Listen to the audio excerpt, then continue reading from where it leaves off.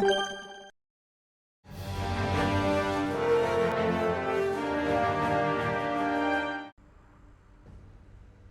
everyone, and welcome back to my channel with a new video about World of Tanks.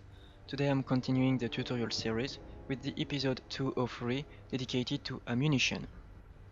I have covered in the previous video all the penetration and armor mechanics, and those are extremely important. If you haven't watched it, you should, in order to make sure that you have understood everything. I will assume that you have understood, and I will proceed directly with the ammunition details. So the focus in this video would be how to take advantage of the different kinds of ammunition and basically when to use them. So let's start with a few friendly reminders. In battle you can switch ammunition type by pressing the A button. In the garage, in the consumable tab, you can choose how many ammunition you want to have for all the three that are available for you. Some tanks, like artillery, will have sometimes only two, but it works pretty much the same. The second line will always be premium ammunition, and you can pay with gold or silver, so when you select it you simply have to press Y to choose the currency. So let's use my Tiger as an example. The first type of ammunition will be my main type of ammunition, and in this case the armor piercing. It goes by the standard penetration and armor mechanics. Then I have the armor piercing composite rigid, which is my premium type of ammunition, and I can switch the currency by pressing the Y button. Even if you pay in silver, it will be pretty expensive. And the last one will be the, let's say, the secondary type of ammunition, and most of the time it will be high explosive. As we have seen in the previous video, highly explosive have different penetration and damage mechanics. Those types of ammunition will be the most frequently used in the battlefield, and it's due to the fact that almost every tank will have access only to those. So let's take another example. This Tiger, for example, will have the same types of ammunition available, and the only difference will be the maximum number of ammunition that it can carry in battle. In this case, only 36. But it's not true for every single tank in the game. For example, this Batchat. The Batchat is a tier 10 medium tank, and as most tier 10 medium, the default ammunition will be armor piercing composite rigid.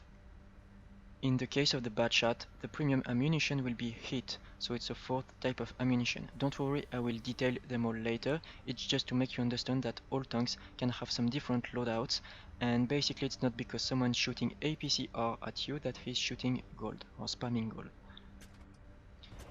So if you want another confirmation, I will just take another tier 10 medium just to show you that indeed they are shooting APCR as default and heat as premium ammunition. The last type of ammunition that will be covered in this video will be HESH. It's available for only high tier British tank destroyers such as the Tortoise, but no one will spam HESH in the Tortoise. However, you will eat loads and loads of HESH shells from the next tier 10 tank destroyer, the FVB-183, also known as the Death Star. Now, for the sake of completion, I will show you my artillery, the M12. I don't use it very much, but it has a special type of ammunition. It's called premium high explosive. It's exactly like a high explosive, but it gets better value, better statistics, especially for penetration. But since it behaves like high explosive, it's considered as the same type of ammunition. It's just better, but it's exactly the same mechanic. So let's go a bit into the details of each type of shells. First, we'll start by AP shells or armor piercing shells. They are used by almost every single tank in the game as the default ammunition, and it goes by the standard penetration mechanic. So if you penetrate the armor, let's say the efficient armor, then you will deal your damage, and if you don't penetrate, you will not deal any point of damage. AP shells don't get any splash damage, so you will deal damage only to your direct target. There is no area of effect. They also allow overmatch, so basically if the caliber of your shell exceeds 3 times the basic thickness of your target, then your shell will not ricochet. The regular ricochet angle for an AP shell is 70 degrees, which means that if you have a higher degree compared to the normal angle of impact to your target, your shell will automatically bounce and deal no damage. The normalization value for your shell will be 5 degrees. Basically, it will reduce the angle of impact of your shell by 5 degrees when it hits your target. The muzzle velocity is average, AP shell velocity is considered as the reference, so all the other types of ammunition would be either faster or slower, but we use the AP shell velocity as the reference. For your information, it's the speed at which your shell will leave your gun barrel. AP shells are affected by distance. What it means is that they will lose some penetration value over distance. So if you're shooting at a very far target, your penetration value will be lower than if you were shooting at point blank range.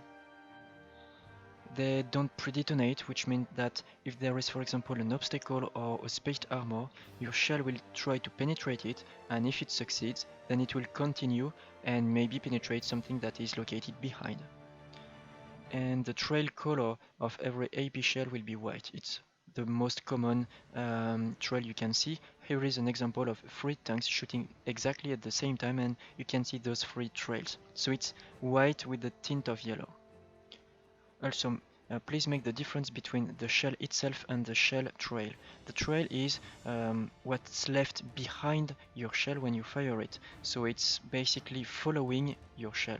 So in this case, in this image, all the shells are yellow, but the trail behind it is white with the tint of yellow. So when should you use AP shell? Well, most of the time actually, because this type of shell doesn't have any downsides really. If you penetrate, you will deal your full damage. It gets all the regular bonuses such as possible overmatch, normalization, normal velocity as well. So it's a pretty good all-rounded shell. And basically that will be the type of shell that you will be using all the time if you are not required to shoot at any other type of shell. Let's continue with armor-piercing composite rigid shells. They are very similar to AP shells in many aspects. However, most of the time they will have a much higher penetration value, which will make them very efficient against highly armored targets. And also, except for tier 10 mediums, they are premium ammunition, so it means that they are extremely expensive. Apart from their price, what will differentiate an AP from an APCR shell? Well, first off, the normalization is only 2 degrees instead of 5. For a comparable gun, the muzzle velocity will be much higher.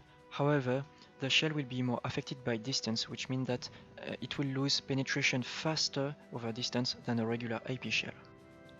Keep in mind that even at very high distance and for a highly angled target, APCR will always have a better penetration value compared to an AP shell. So even if you're shooting at a very far target, APCR will still be better. It's just that its advantage will be slightly less interesting. Also, if you look carefully, you will see that they will leave a red trail. So the shell itself is yellow, but the trail behind it will be red. It's hard to notice, but I will give you a couple of images. Here is the trail of all my Batchat ammunition, just because Batchat will get APCR by default. And this is another example of an enemy shooting at me. So in the case that APCR is not your default shell, such as all regular tanks, why would you want to use APCR and when? If your opponent has a very solid armor, you'll have difficulties penetrating it, and your regular ammunition might not be sufficient for that. So you have 2 options. The first one will be to shoot at a weak spot. The problem is that maybe your gun isn't accurate enough, or your target is moving left and right just to mess with your aiming, therefore you won't be able to easily shoot at his weak spot. Or maybe the opponent is on very low health and you want to make sure that your shell will penetrate. In those cases, it's totally acceptable to use APCR. I almost never fire premium ammunition, but I should. It gives you an edge in the battle when you are in a tight situation and you just want to make sure that your shell will penetrate the opponent. As long as you don't spam it, as long as you don't use it on weakly armored opponents, it's perfectly fine. Now let's continue with high explosive shells. If you remember in the previous video, we talked about them because they have a different damage and penetration mechanics. For every millimeter of armor that your high explosive shell doesn't penetrate, it will reduce the damage output. So if you're lacking a bit of penetration, you can still deal some damage, and if you're lacking a lot of penetration value, then it's entirely possible that your shell doesn't deal any point of damage to your target. It also gets splash damage, so it's an area of effect, and the area of effect will be larger if your gun has a larger caliber, and also it will be bigger if you're using premium high explosive. High explosive shell will not be affected by distance, so if you're shooting at a far target you will still have your full damage, but remember that there are some disadvantages compared to the AP shell. Although high explosive shells don't get any ricochet, can never bounce, they also never get normalization and overmatch, so if you're firing at a very highly angled target it will simply not penetrate. Also, the muzzle velocity is pretty low, so if you're firing at a moving target you will have to give much more lead, especially if you're firing from a long distance. Also, as mentioned in the previous video, they can pre-detonate. They will explode on impact, so if they hit spaced armor or an obstacle, they will detonate as soon as they impact it, and they will not try to penetrate what's behind it. They also leave a pretty easy to spot yellow trail. So who will benefit from high explosive shells? First off, the artillery, just because they have the biggest caliber of the entire game, so even if they miss their target, they will benefit from a pretty massive splash. Also, since the damage output if they penetrate is so high that if they don't penetrate, they will still be able to deal some damage to their target, so they can cripple a heavy tank from a long distance with their high explosive shells. Also, since high explosive shells get some splash damage, it's easier to destroy some modules or kill some crew members. So if an artillery misses you, it can still deal some damage and cripple you for the rest of the game. Tanks with howitzer gun will benefit from them as well, such as the Su-152 or the KV-2. They are referred as troll tanks or troll guns.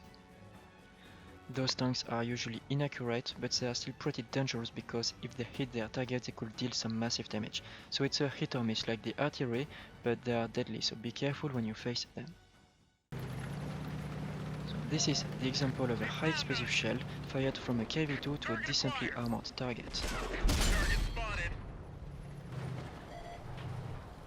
Now it's the same tank with the same gun, same type of shell, but this time the target will have absolutely no armor.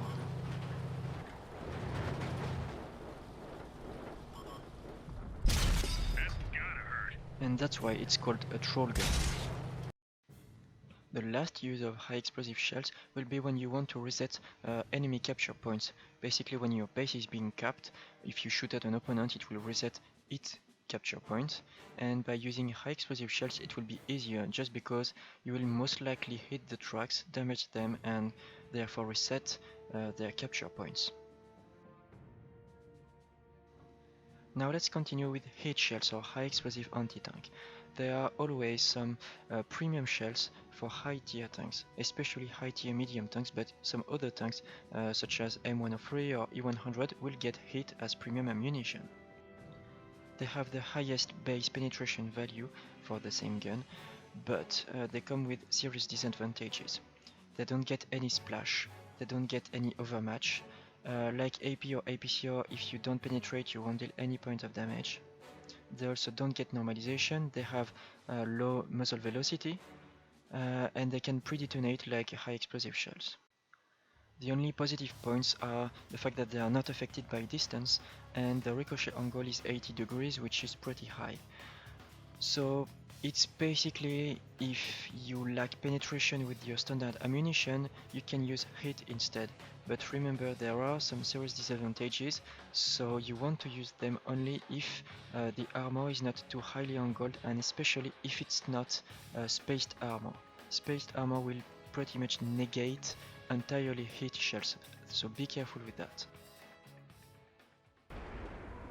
Let's take an in-game situation. I am facing this IS-7. It's a heavily armored opponent and he's Seize Corrigan. It means that he's showing me only his flank at a very high angle, so I'm not able to penetrate him with my APCR. Since he's not showing any weak spot, if I want to penetrate him from here, I will have to use my premium ammunition, hit. I will not be able to shoot at his side with the hit, because it has spaced armor and high angle, so it would pre-detonate and do no damage, so my only option will be to use hit ammunition on the frontal part of the turret, close to the gun mount plate. Now let's finish with the last type of shells, high explosive squash heads or HESH. They are used by high-tier British tanks, especially the Death Star, the FVB 183. It behaves exactly like high explosive in the game. In reality it's a bit different, but in terms of game mechanic you can consider it as high explosive with a very high damage and penetration values. On this tank, the Death Star, it will cost you an arm and a leg to fire each HESH shell. So you want to optimize the damage output, and since it behaves like high explosive, you always want to shoot at the weakest part of the enemy armor. Since HESH don't get any normalization or overmatch possibility, you don't want to shoot at extreme angles, the HESH will react badly. Also, it easily gets absorbed by modules, especially tracks. So obviously you want to avoid tracks, highly angled targets, and you will prefer flat surfaces and thin armors.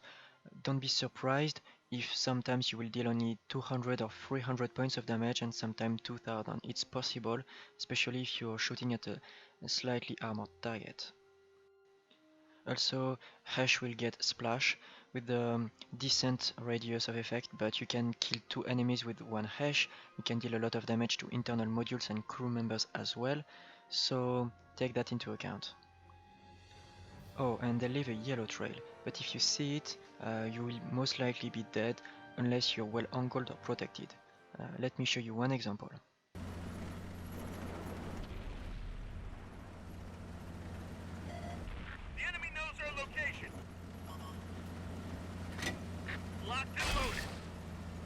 It hurts a lot. So let's go back to the garage to sum up what we have learned today. Each tank can carry some different types of ammunition, most of the time 3, sometimes only 2, and they have some different properties and you will have to know what they do in order to be more efficient on the battlefield. The main ammunition should be AP, and this is what you should be shooting by default, unless you are an artillery or you have a derp gun or troll gun. In this case you will be shooting high explosive, and in some rare cases, such as tier 10 mediums, your default ammunition will be APCR. Always use this type of ammunition unless you are forced to use another one. Most of the time, your premium ammunition will only give you a bonus to penetration, and this is useful if you are facing a heavily armored target, but you always have several possibilities instead of just shooting gold ammunition. Gold ammunition can be useful if you need to secure a kill or if you need to secure the win. It can be useful if you don't have any possibility for flanking the opponent or to take them into crossfire. Most of the time, shooting regular ammunition at weak spots or flanks of your opponents will do the trick, and it will be also much more economic. High explosive should be used if it's not your main type of ammunition, only in some rare conditions, like if you want to deal extra damage to lightly armored targets or if you want to reset the capture point of the enemy. The last use could be if you want to annoy someone using the hold on position. In this case you will deal some slight damage plus maybe deal some damage to modules and crew members. Now let's finish this video with a couple of extra tips. If you don't have a fully upgraded tank, such as my WD 11114, you'll probably switch gun while you progress, which means that the ammunition you had on your old gun will be different than the one on your new gun.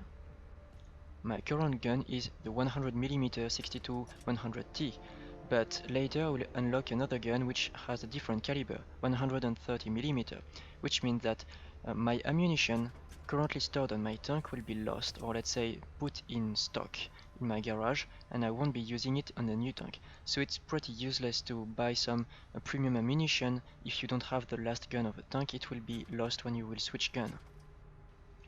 The last tip will be for autoloaders, such as this Batchat. The Batchat can carry 5 shells in his clip, so if you want to use premium or high explosive shells, you want to have in your loadout a multiple of 5. For example 5 hit or 5 high explosive or 10 hit or 10 high explosive. Just because if you load for example 6, you will use maybe 5 and the last one will be alone, so when you will keep firing this type of ammunition you will have only 1 in your clip. If you decide for example to load only 4 hit in your garage, in battle when you will switch to hit ammunition, it will take you the same amount of time and you will have only 4 shells in your clip instead of 5. A clip can always contain one and only one type of shell at the same time. Another example, the T57 Heavy can carry 4 shells in its clip, so we'll have one clip of it. Well, I always forget to use them, but basically, if I wanted to optimize, it would be either 4, 8, 12, whatever. That will be all for today. I hope you enjoyed the video and learned a few things on the way. Thank you for watching and see you in the next video.